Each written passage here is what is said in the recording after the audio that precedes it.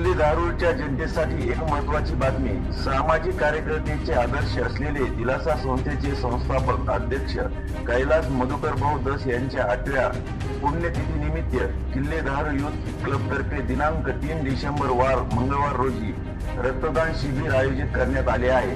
कैलास मधुकर भाऊ दस यांनी किल्ले धारूर शहरातील तलावाच्या खोलीकरणासाठी विशेष योगदान दिले होते।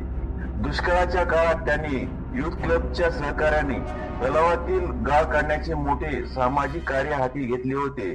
त्यांच्या आकस्मिक निधनाने शहरात एक महान सामाजिक कार्यकर्ता गमवावा लागला। त्यांच्या स्मृतीत युथ क्लब दरवर्षी रक्तदान शिबिर आयोजित करत असतो। शिबिर किल्ले धारूर बस स्थानकाच्या आवारात आयोजित करण्यात आले आहे। रक्तदान शिबिर केवळ एक कार्यक्रम नसून सामाजिक बांधिलकीची जाणीव जपण्याचे एक माध्यम आहे। आपल्यापैकी प्रत्येक जण रक्तदान करून गरजूंना मदत करू शकतो।